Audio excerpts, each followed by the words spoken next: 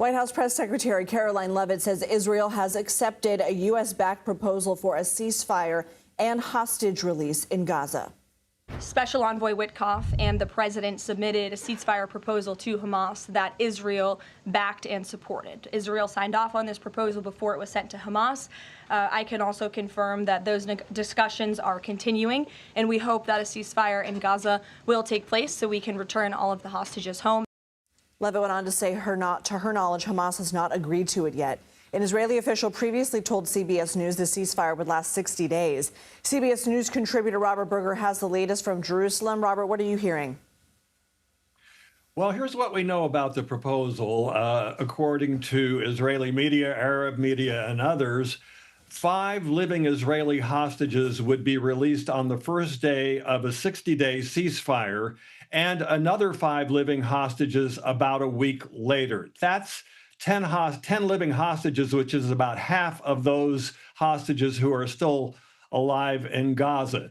Also, during the 60-day period, 18 bodies of deceased hostages would be returned to Israel, which is about half of the dead hostages. In return, Israel will free more than 1,000 Palestinian prisoners, including 125 serving life sentences for deadly terrorist attacks against Israelis. And so, Robert, to your knowledge, in this first 60 days, it would only involve the release of 10 living hostages. Right. So this has been the dilemma all along, because there are going to be another 10 or 11 or 12 living hostages left in Gaza, including Israeli soldiers. And of course, that's torture for the families. A lot of families are going to be relieved if they get their loved ones back. But this has been the criticism of these partial deals, because it's good for some of the hostages, but not all of them. Do you think Hamas might be more amenable to a deal now that Netanyahu says they've killed Mohammed Sinwar, its de facto leader? Possibly.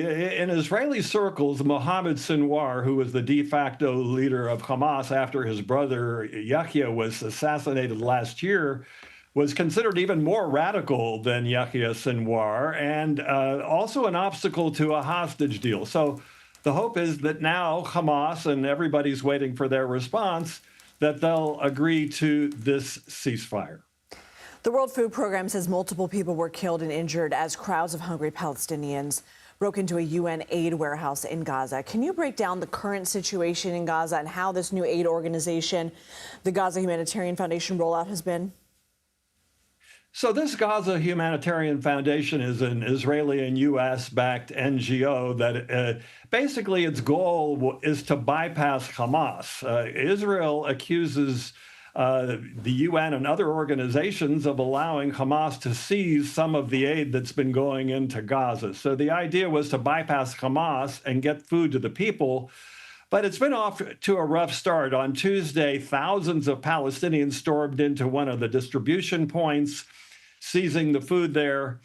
And then yesterday, a UN warehouse was raided by hungry crowds. Today, actually, according to the organization, things actually went better, distributing about 1 million meals today. But the UN and other legacy aid organizations say that this has sort of been doomed from the beginning. Not enough aid is getting in, just a trickle, according to them. And they also accuse Israel of using hunger as a weapon of war. All right, Robert Berger, thank you.